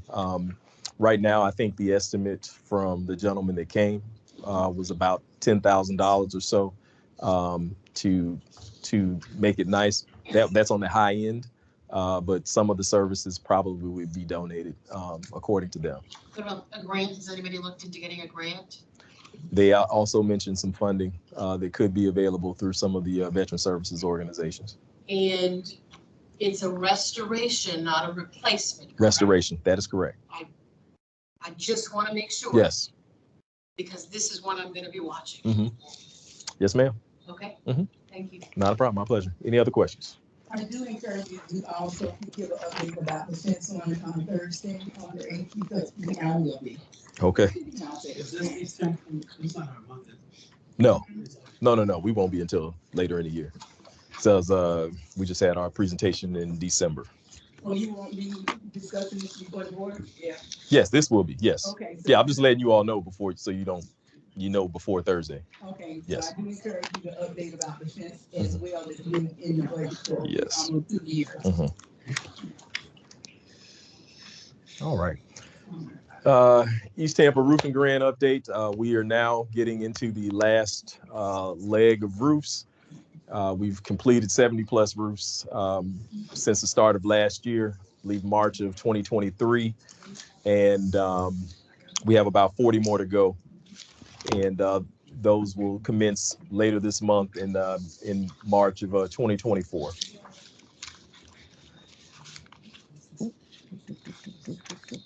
Down payment assistance program as the start of this fiscal year. We've expended $60,000 for down payment assistance for new members of the committee. We have funding in our budget annually for down payment assistance if a resident or someone is buying a home and they're at a certain area of median income or AMI, then they qualify for a grant amount from $15,000 up to $50,000 at this point in time. So I think that was probably 2 people at 30 for this fiscal year. And I will be providing these updates monthly as I get the information from Housing and Community Development. And there was one facade grant that was expended that I was informed about. Director, I'm not gonna call the name of the case because I already had that conversation with you. Yes, ma'am. But when they're doing the facade grant, that's not something that come before the board. It's a different committee that. Yes, there's a committee of city staff, community organizations, and the like that kind of review, listen, they ask questions, and then they will either approve or that disapprove. money is do that grant have to be paid back? Is it kind of like as long as you keep the building, you're good? Right. So it's a matching grant. If they spend $100,000, we can approve up to $50,000. They have to expend the money, and then we reimburse once they've submitted their invoices and everything else is required. To keep in the building, it's just like you say, matching dollars, right? Correct. But there is a lien within that, and and depending on the time frame, so it could be 5 years, 10 years. Okay. Depending So on the what amount. I brought to your attention was that this particular business in East Tampa received the facade grant. I think they were dodging probably code enforcement issues. And now the building is not open, it's not usable to the community. And the money, went to the facility.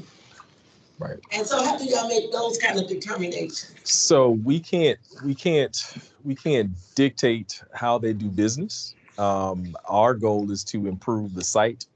That was done.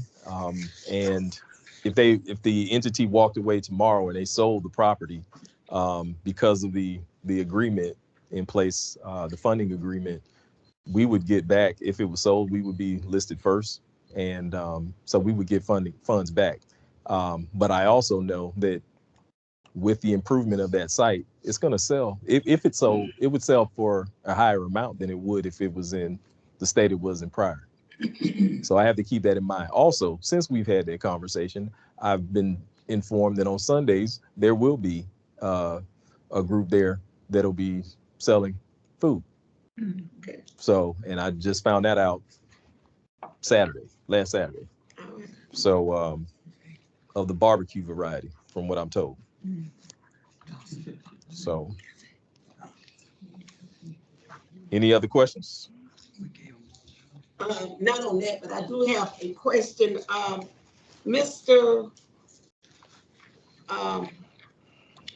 Nicole Travis person, I can't think his name now. Mr. Drumgo?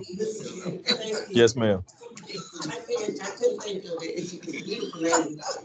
But he had given a presentation to the board regarding ADUs, accessory dwelling. He came when we was over in Reagan Park. Okay. And he gave us some updates, some dates. You know, they was gonna be able to roll it out. I would like to know if we can get him to come to the meeting. Hold on, Ms. Burton. Can we save that for a new business and announcement? No, we're not there yet. We're not there yet. Actually, well, you know what? Go ahead. Go ahead. Yeah, it is new business. Go ahead, Ms. Burton. I'm sorry. I would like him to provide us with some kind of information as to where the city is looking at ADUs in East Tampa. Right now, they're only, I believe, slated for Seminole Heights.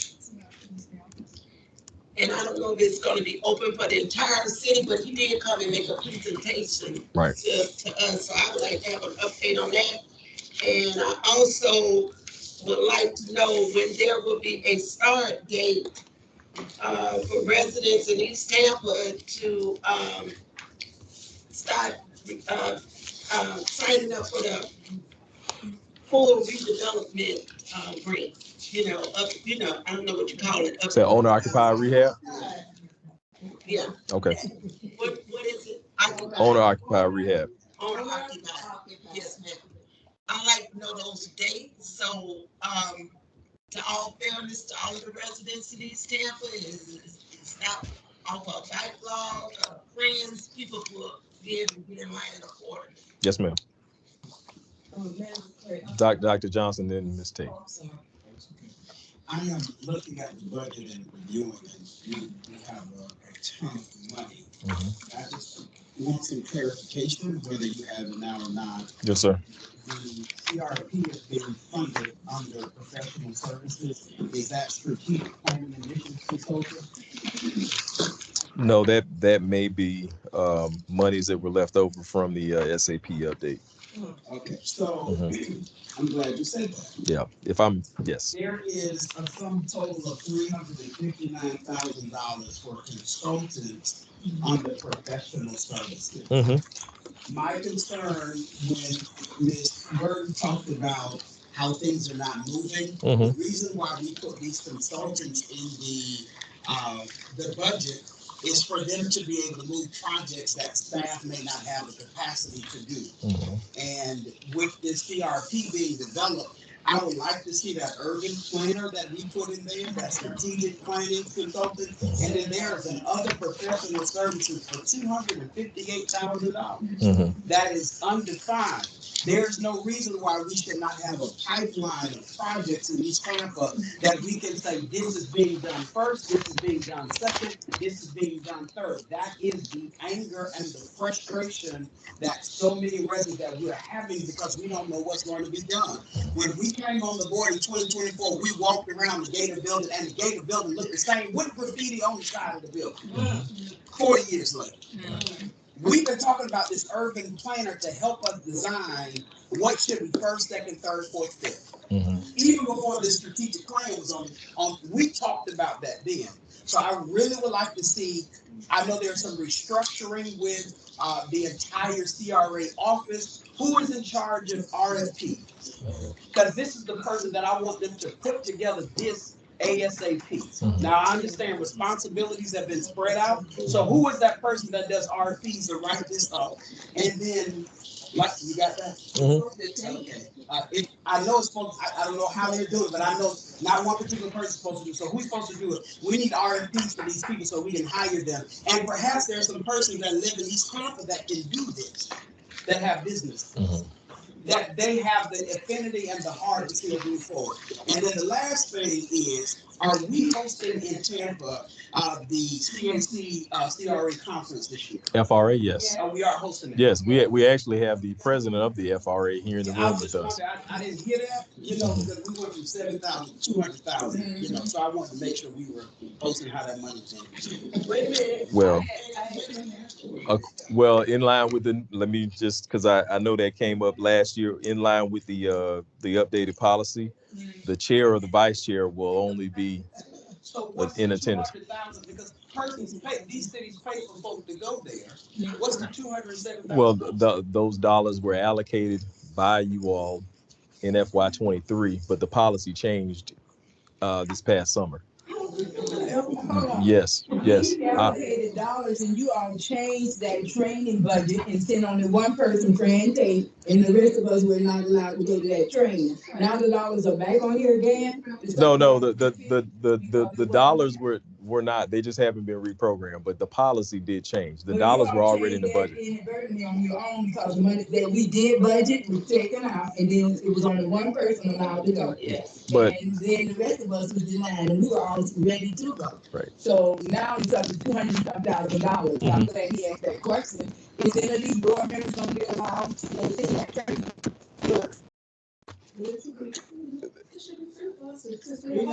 No, it's not free. It is not free. It's $207,000. I mean, and I just don't recall that a lot of this stuff has been shifted. Right. When we had budget talks, it was the adopted budget, and then the revised budget came from our CRA board input. So there are a lot of dollars that have been repurposed and reprogrammed. And I don't know if people would think we don't look at this stuff. We have the money. I want us to spend the money. That's the biggest thing. Persons pay taxes, and we're sitting on a lot of dollars. And I just thought, and I'm gonna be done. Ms. Burton brought this up at the beginning. Since we've been on this board, this property was purchased and built. Since we've been on this board since 2020. We're in this building tonight, and we still not in the gated building. We said we wanted the gated building to be a business incubator. We talked about purchasing those lots, tearing it down so you have parking, so business owners will have a place to go, and there is still nothing. Dr. Johnson, I disagree with that point. And the only reason I say that is because each time we've purchased, and we cannot control someone selling their property. No, hear what I'm saying. I understand. Right. And you have to be at the behest of your job. I get that. Yes, sir. Since we've been on this board, you were in Baltimore. We were elected to this board. Yes, sir. In 2020, this was not here. This was purchased since then and then built. My point is, wherever they want movement, that's where it's going to be. Irregardless. That's all I'm saying. Hold on, Ms. Tate. Thank you, Ms. Tate. I'm so sorry, but things got to move a little fast before I can really kind of slow this wagon down. Yes, ma'am. I want to talk about the roofing grant. Is that the same as the emergency roof repair? Yes, grant? it's the same. So now we have a new name. No, we just took the emergency off because we couldn't keep it emergent because it had been in place for over a year, and we couldn't continue to call it emergency roofing grant. Yes, ma'am. Now, Manager McCray, the presentation in August 8, 2023, you gave an update on the emergency roof repair program. Yes, ma'am. And you said that there were 53 assigned, 30 roofs completed, and all application slots filled. You said we paid out $502,823.50, with remaining balance of $1,243,351, and that's 6 months ago.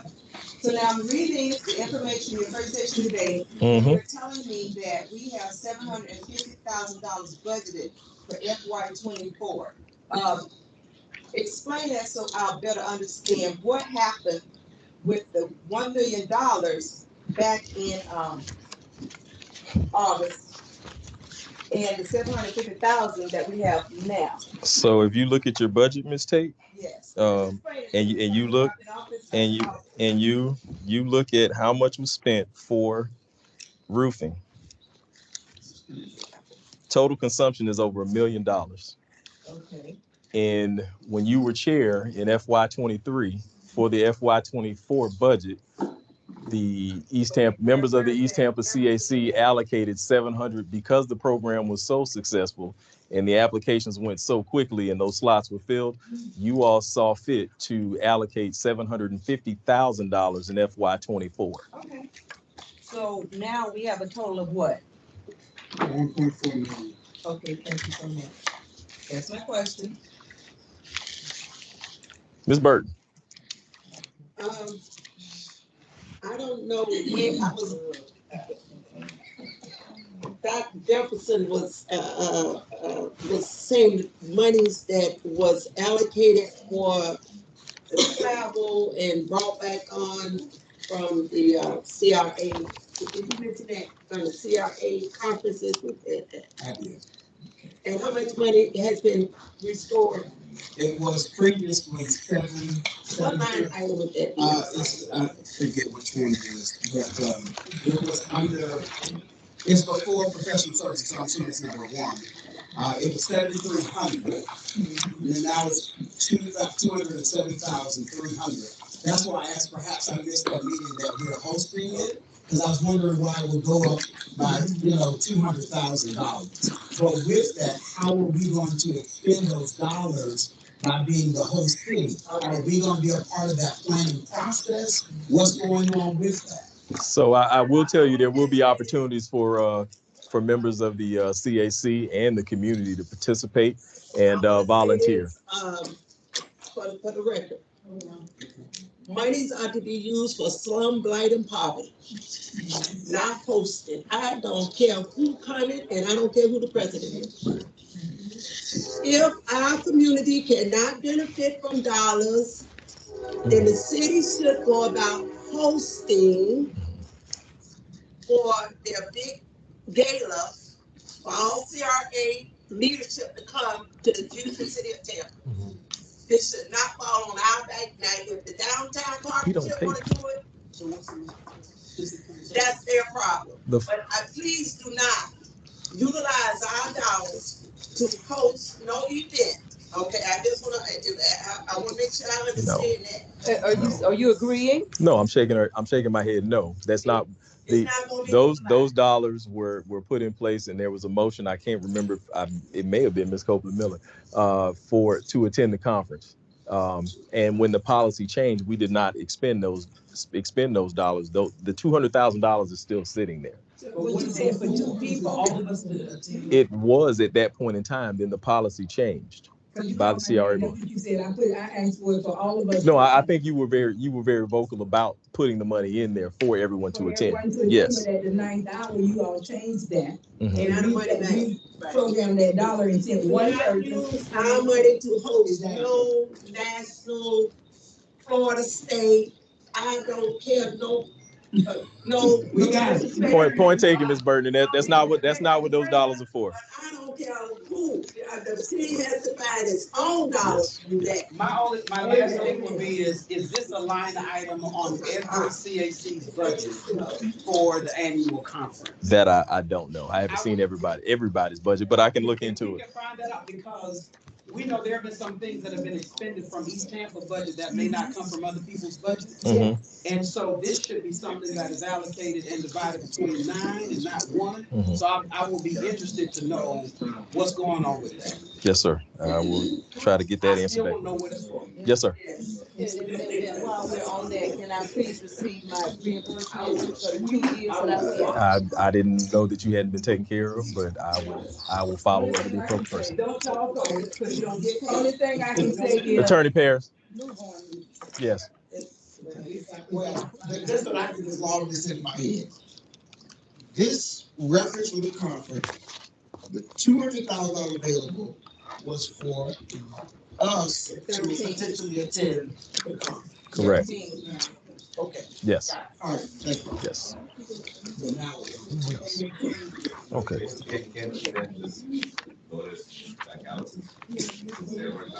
It was recommended, but the CRA board voted to change the policy. So it will be the chair, and if it's not the chair, it's the vice chair that would be paid registrant from each CAC. Which is unfortunate because we should be open to trainings, that's statewide. And that's why that money was put there initially. But once again, someone changed it and put a few little dollars now it's back in there because you're hosting. I agree with Ms. Burton. This board should not be funding events that the city is gonna be making money out because everybody wanna come to Paradise. Those funds are not for hosting the conference. Where's it for training for? No, those dollars were allocated and they've just remained, but we have not touched them. That's not for the FRA conference. So I don't want anyone leaving here saying, I don't want it, but there's a process to reprogram that, and we'll talk about that on March 25th. Right. So, yes. So, but those they were just sitting there. Ms. Ziegler. This kind of conversation really makes me sad because we want to showcase Tampa. Yeah, we want people to come to a beautiful area and show what we have. And this is going to bring money into the city. Travel here, we're going to stay in hotels, we're going to go out to eat, we're going to go whatever. I haven't been to any of these FRA conferences before, so I'm very interested to see what it's like. But I think we need to put on our best face and like showcase how great We won't be attending. We won't be attending, and they're not gonna spend money over here. They're gonna be down in town. They won't be spending money over here. So the grievance, so the grievance and the concern is if there's $200,000 being extended from our budget, number one, what else is coming from out of the other 8 CAC budgets?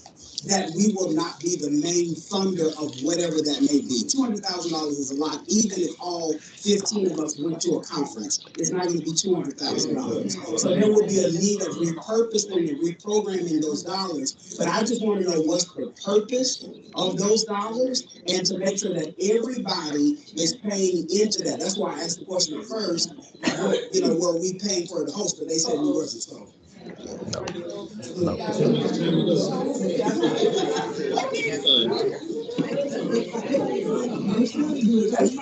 Might be some movement in the hallway. All right. So I would like to highlight as we conclude the a couple of things. The CRA board meeting next Thursday, which we discussed. Our next scheduled East Tampa CAC meeting will be March 5th at 9 a.m. here in this room. If you are not able to attend, please let me know in advance because I want to make sure that we have quorum. March 11th is we've received information from the Skills Center on North 22nd Street. They'll be hosting their ribbon cutting at 10 a.m. on March 11th. And the March CRA board meeting will not be on the second Thursday. It will be on March 21st. So I just wanted to share those dates and times with you and ask you to add them to your calendar. Any other new business or announcements? And I know that and for the new folks or returning folks, this is an area where because we're very neighborhood focused, you can discuss maybe an event that your neighborhood association is doing or anything of that nature, as long as it's East Tampa specific. We're having cleaning up at Memorial Park Cemetery on the 17th of February, and that's with the Historic Downtown Neighborhood Association, the Cemetery Society, and the Friends of Memorial Park Cemetery. Mr.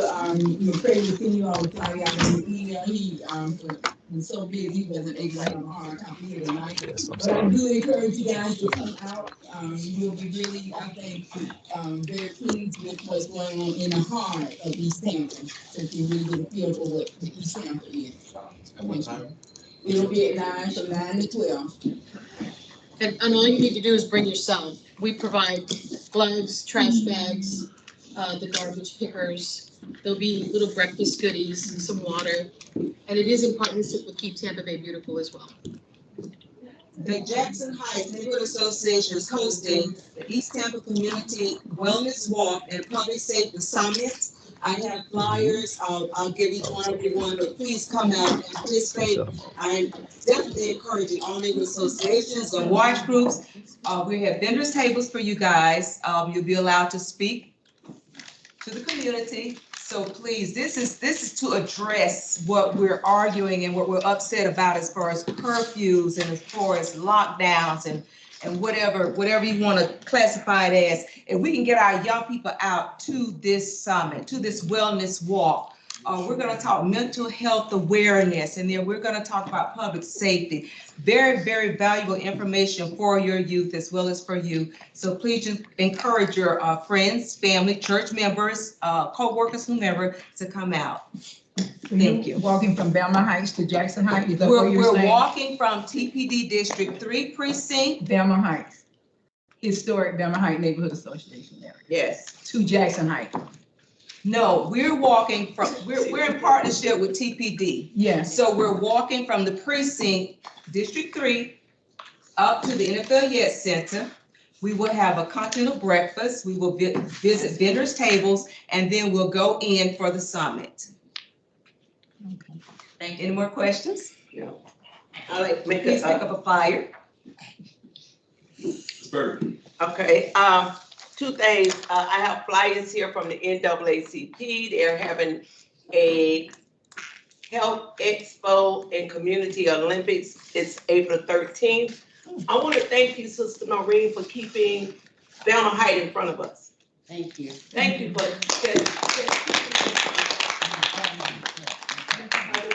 if we're not here for our whole history be gone.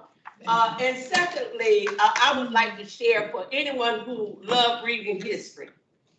In 2020, the city council signed by Guido Maniscalco said that he recognized, along with 4 of the board members, that is still presently seated. Resolution 563. They said they understood the harm that was done to African Americans in the Black community as it related from redlining to opposing policies that had adverse effects against us. Now that was in 2020, not in 19 or 1820. I have copies. Anybody that's interested in reading it would like to know how we can move this city government forward. Please, I am making millions of copies and sharing them throughout the nation, but you're welcome to take one. Thank you. Thank you. Is the meeting ready? Thank you. Thank you. Good seeing you, sir. Welcome.